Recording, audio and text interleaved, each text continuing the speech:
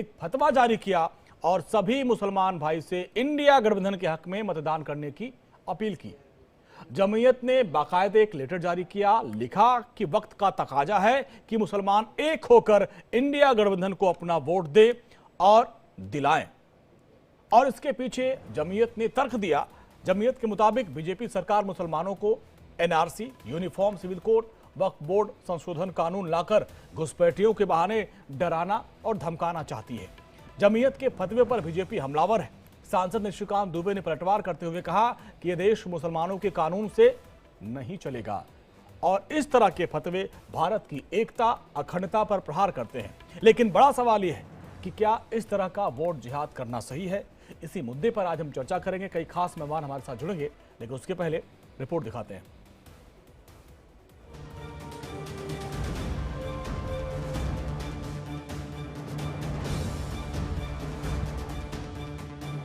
झारखंड फतह के लिए राजनीतिक पार्टियों ने पूरी ताकत झोंक रखी है। पीएम मोदी हो या फिर उत्तर प्रदेश के मुख्यमंत्री योगी आदित्यनाथ, हेमंत सोरेन हो या फिर राहुल गांधी, हर कोई जनता के सामने अपने वादे और नीतियों को रख रहा है। लेकिन पहले चरण के वोटिंग से पहले सियासी माहौल गर्मा गया है। दरअसल मतदान से पहले जमीयत उलेमा ने इंडिया ब्लॉक को वोट करने का फतवा जारी कर दिया। जमीयत उलेमा ने एक लेटर जारी करते हुए लिखा कि वक्त का तकाजा है, मुसलमान एक होकर इंडिया गठबंधन को अपना वोट दें और दिलाएं। झारखंड की सियासी गर्मी जमायत उलमा के खत ने बढ़ा दी है।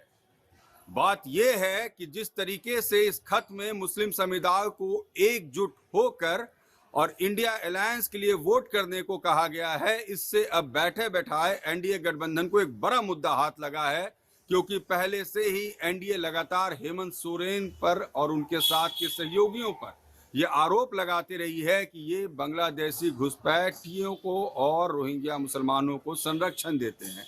ऐसे में 20 तारीख को झारखंड में दूसरे चरण का चुनाव होना है और पहले चरण के चुनाव के पहले ही इस खत का सामने आना आने वाले वक्त में झारखंड के सियासत को तो गर्म करेगा ही, कई नए राजनीतिक मुद्दों के साथ इस चुनावी रण को और दिलचस्प बना देगा। जमीयत उलेमा के चुनावी फतवे को लेकर बीजेपी सांसद निशिकांत दुबे ने बड़ा हमला किया। उन्होंने कहा कि क्या यह देश मुसलमानों के कानून से चलेगा? ये फतवा भारत की एकता और अखंडता पर प्रहार है।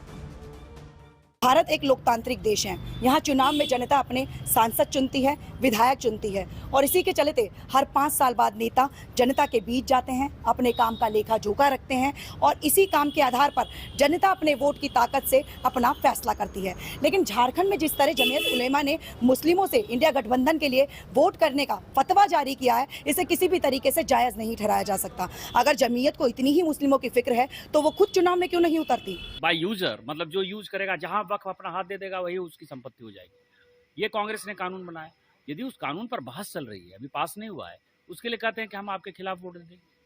यूनिफॉर्म सिविल कोड जो है गोवा में लागू है, क्या मुसलमान वहां प्रताड़ित हो रहे हैं? इस आधार पर जो जमात उलमा हिंद ये कर रहा है, तो ये इंडी गठबंधन को ये बताना चाहिए कि ये देश बाबा साहब अम्बेडकर के संविधान से चलेगा या ये देश कुरान के आधार पर चलेगा, आयत के आधार पर चलेगा, मुस्लिम वक्फ बोर्ड के आधार पर चलेगा, सुन्नी वक्फ बोर्ड के आधार पर चलेगा, शिया वक्फ बोर्ड के आधार पर चलेगा।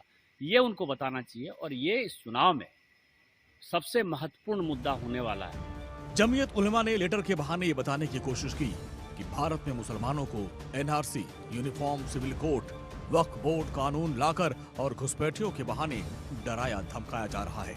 लेकिन बड़ा सवाल यह है कि अगर बीजेपी सरकार बांग्लादेशी घुसपैठियों और रोहिंग्याओं पर कार्रवाई करती है तो इसमें जमीयत को क्या परेशानी? अगर जमीयत को परेशानी है तो वो खुलकर बताए, क्योंकि ऐसे फतवे से सांप्रदायिक सौहार्द ही बिगड़ता है, जो देश हित में तो नहीं है।